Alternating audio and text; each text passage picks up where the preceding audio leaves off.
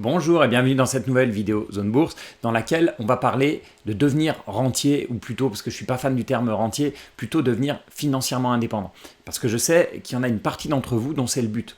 Si vous investissez, c'est pas pour un but, je ne sais pas, de transmettre à des enfants ou autre, c'est vraiment de pouvoir quitter votre boulot le plus tôt possible. Donc vous épargnez tous les mois, vous investissez cet argent et vous vous dites, dans X années, je pourrais m'arrêter de travailler. Mais le X, c'est quoi justement? Dans combien d'années vous pourrez arrêter de bosser? Est-ce que c'est dans 10 ans, dans 15 ans, dans 20 ans ou bien dans 30 ans? C'est justement ce qu'on va voir dans cette vidéo, et ce qu'on va voir surtout, c'est parmi tous les critères qui existent, quel est le critère le plus important, quel est le critère primordial qui va vous permettre de diminuer au maximum cette durée. Alors pour jouer avec les chiffres, rien de mieux bien sûr qu'un joli tableau Excel. Venant de quelqu'un comme moi qui a bossé longtemps dans la banque, dans la finance, c'est forcément un outil que j'adore. Alors déjà, une première remarque, comme toute simulation, il y a plein d'hypothèses plus ou moins justes. Donc là, dans les calculs que je vais faire, je raisonne bien sûr après impôt, et je raisonne hors inflation, dans le sens où vous allez le voir, je vais laisser les revenus et les dépenses fixes, parce que je considère qu'à la fois les revenus et les dépenses vont augmenter avec l'inflation. Et au niveau du rendement, je prends un rendement réel, donc un rendement au-dessus de l'inflation. Donc tout ça, c'est plutôt conservateur, parce qu'en réalité, les revenus, en général, montent plus vite que l'inflation à long terme, au fur et à mesure que vous gagnez de l'expérience. Ça ne veut pas dire qu'un salaire monte plus vite que l'inflation, ça veut dire que, voilà, on le sait très bien, quelqu'un qui a 40 ans, il gagne plus que quelqu'un qui a 25 ans. Mais voilà, beaucoup d'hypothèses plus ou moins justes dans ce fichier, mais c'est pas grave, vous allez comprendre où je veux en venir. Donc si je prends ici un peu mon tableau, donc tout démarre avec un revenu mensuel, tout bêtement. Ensuite, on a les dépenses. Donc ici, j'ai mis 2500 € de revenus mensuels, 2000 € de dépenses. On a donc un taux d'épargne de 20%, c'est-à-dire qu'on peut épargner 500 € par mois. Ensuite, j'ai pris un taux de rendement réel de 5% annuel au-dessus de l'inflation. On verra plus tard qu'on peut jouer avec tous ces chiffres. Ensuite, au niveau du côté rentier, j'ai pris une hypothèse de rente de 4%. C'est-à-dire que vous allez pouvoir retirer 4% du patrimoine financier pour vivre. Alors, cette règle des 4%, c'est vrai que c'est le taux le plus communément utilisé. Alors moi, je ne suis pas fan, j'explique pourquoi dans une vidéo qui s'appelle « Combien épargner pour devenir rentier ?» Mais bon, il faut bien utiliser un chiffre, donc ça, c'est un taux que je ne vais pas utiliser dans la vidéo d'aujourd'hui, que je ne vais pas changer, ce n'est pas forcément ce qui m'intéresse. Alors, si vous faites vos propres calculs, un point important, assurez-vous que ce chiffre est inférieur au taux de rendement utilisé plus haut, tout simplement parce qu'on parle ici de s'arrêter de travailler avant la retraite. Donc ça veut dire qu'il va falloir vivre sur votre patrimoine financier pendant très longtemps, peut-être 50 ans, voire même plus si vous arrivez à vous arrêter très tôt. Donc il ne faut surtout pas que vous grignotiez votre capital pour vivre. Ensuite, donc, je calcule le montant à épargner avant de s'arrêter. Donc ici, c'est 600 000 €. La formule, elle est très simple. C'est qu'en fait, c'est les 4% qu'on va pouvoir retirer de ce montant de 600 000 doivent couvrir les dépenses. Et tout ça me donne donc un nombre d'années, puisque j'ai fait un tableau à côté, d'ailleurs que vous voyez sur le graphique en dessous. Vous voyez la ligne bleue qui est le patrimoine financier, donc qui grimpe avec le temps, avec les intérêts cumulés, et la ligne orange qui est ce fameux seuil de chaise longue, et quand vous allez votre patrimoine va pouvoir atteindre ce chiffre-là, vous allez pouvoir vivre avec 4% de ce chiffre par an. Et ici, on tombe donc sur 37 ans. Donc, dans 37 ans, le patrimoine de cette personne va pouvoir toucher les 600 000 € qui s'est mis comme but pour vivre. Alors, attention, je reviens sur mes hypothèses de base. Dans 37 ans, le patrimoine ne sera pas de 600 000 €, il sera de beaucoup plus, parce que c'est un taux réel. On raisonne ici hors inflation. Donc le montant de 600 000 € sera probablement un montant beaucoup plus élevé, les dépenses seront plus élevées, etc., etc. Mais donc, comme on raisonne à inflation égale, ici, ça ne pose pas de problème. Donc voilà, bon, rentier au bout de 37 ans. Alors si vous avez 20 ans, ça ne vous déprime pas trop, quoique, mais si vous en avez 40, c'est vrai que c'est clairement moins encourageant. Alors peut-être que votre réflexe, c'est de me dire, oui mais bon, là, rendement de 5%, c'est pas terrible, et vous allez me dire ça tout simplement parce que vous êtes mal habitué avec tous ces marchés qui flambent depuis 10 ans. C'est vrai qu'on a été habitué à des taux de rendement de 20%, de 30% annuels. Alors, ça vous paraît peut-être pas beaucoup, 5% de rendement. On peut passer par exemple juste pour le test à 7%. hop, ce qu'il faut réaliser, c'est qu'à 7%, on est au-dessus de la moyenne historique du rendement des actions, du rendement réel des actions. C'est des chiffres que je vous ai déjà dit dans ma vidéo précédente, hein, mais on est au niveau mondial, niveau moyen de rendement des actions, donc sur un très long historique, on est à 4,5% au-dessus de l'inflation.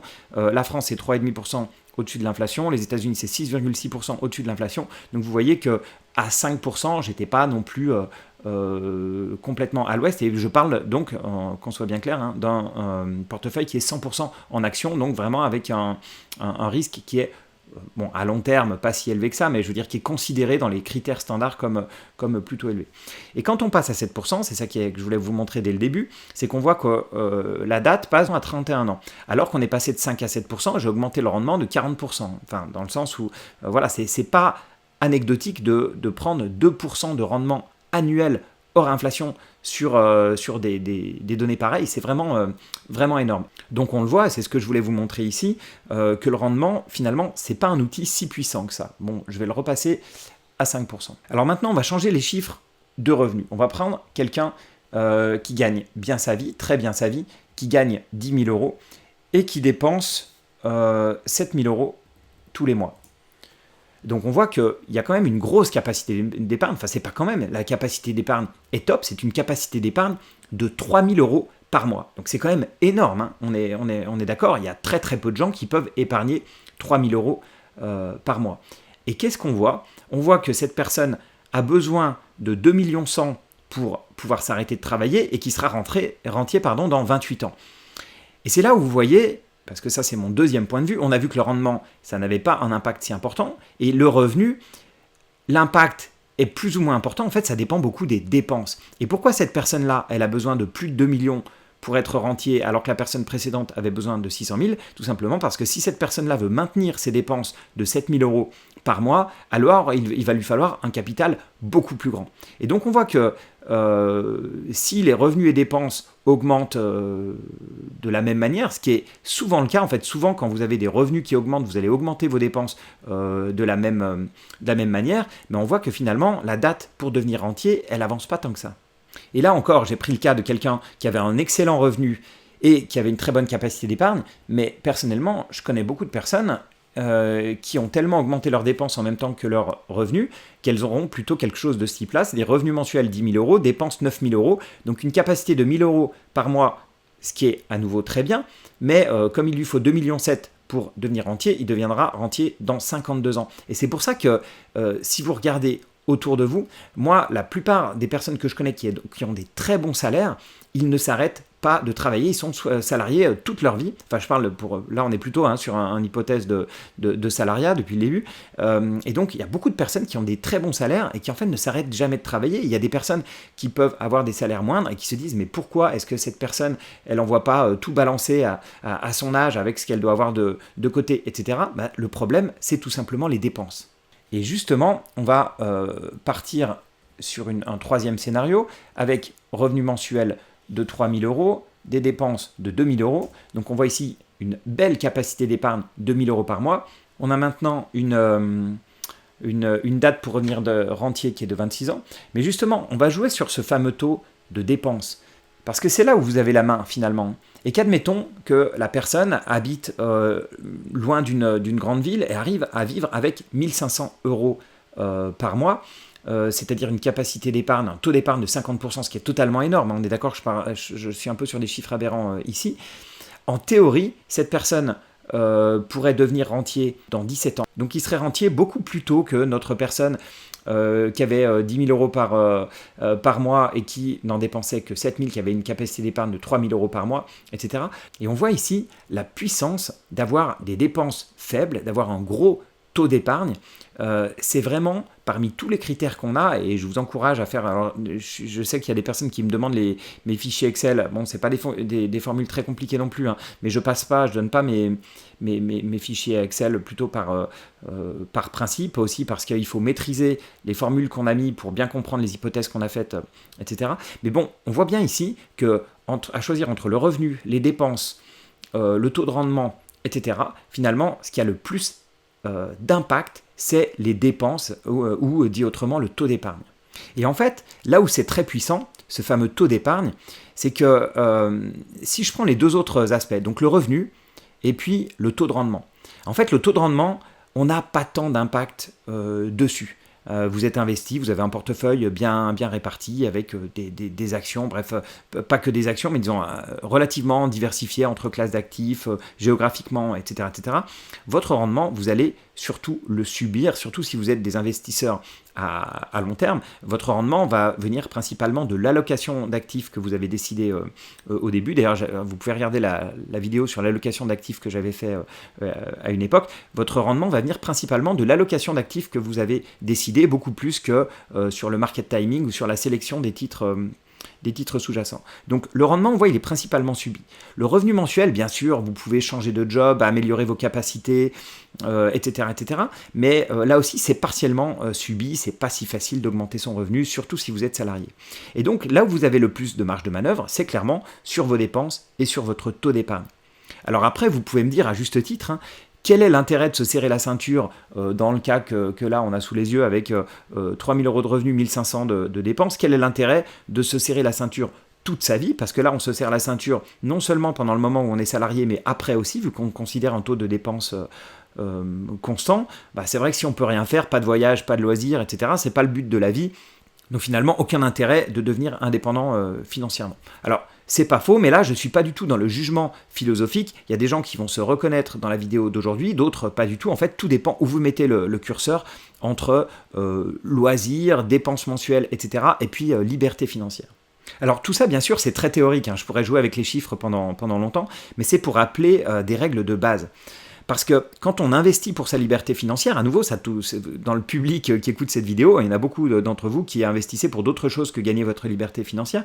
Mais c'est vrai que dans l'ensemble, nos priorités, elles vont souvent être en 1, augmenter la performance de nos placements financiers, en 2, augmenter nos revenus, et seulement en 3, augmenter notre taux d'épargne, c'est-à-dire principalement baisser nos dépenses pour investir derrière.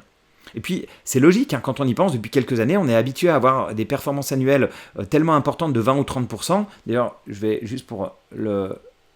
mettre 20% ici de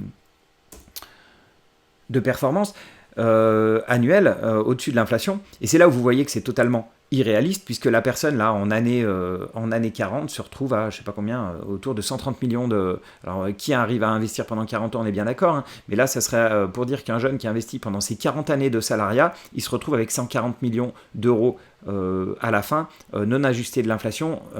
Ce sont des taux, bien sûr, qui sont totalement irréalistes, mais malheureusement, il y a beaucoup de jeunes qui se sont habitués et qui ont des attentes beaucoup trop élevées sur les rendements futurs. Mais... donc oui, c'est logique qu'après avoir vu ce type de taux de rendement, vous vous disiez, c'est la priorité. En fait, non. La priorité, c'est pas le taux de rendement. La priorité, c'est pas non plus le revenu. La priorité, ce sont les dépenses et donc le taux d'épargne. Et si je vous en parle aujourd'hui, c'est parce que c'est quelque chose que j'aurais aimé qu'on m'explique plus tôt.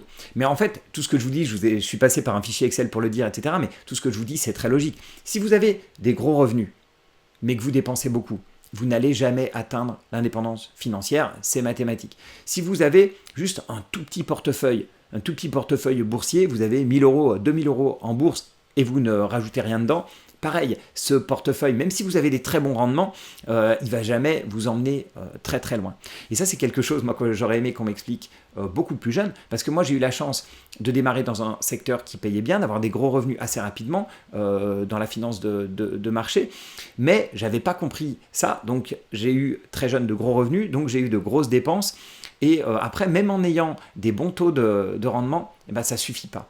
Et moi, je suis devenu financièrement indépendant autour de 40 ans, mais en fait, ça m'aurait pris beaucoup moins de temps si j'avais compris beaucoup plus tôt l'importance de limiter ses dépenses et en tout cas de ne pas les augmenter au même rythme de ses revenus pour avoir tout simplement un taux d'épargne qui augmente avec le temps. Et c'est quelque chose qui est finalement relativement facile à faire. On parlait de se serrer la ceinture tout à l'heure, mais le moyen le plus simple pour ne pas sentir, on va dire, qu'on essaye de maîtriser au maximum ses dépenses, c'est d'augmenter ses dépenses moins vite que ses revenus. Donc les dépenses augmentent toujours, mais elles augmentent moins vite que ses revenus, donc à nouveau le taux d'épargne qui augmente. Voilà, donc le but, c'est pas de se serrer la ceinture, comme on l'a dit tout à l'heure, toute sa vie, mais c'est vrai que c'est important parfois de mettre quelques chiffres comme ça pour se rendre compte que parmi les critères qu'on pense avoir en tête et parmi pour mettre de l'énergie quelque part finalement, est-ce que ça vaut le coup de mettre toute son énergie dans un tout petit portefeuille pour essayer d'augmenter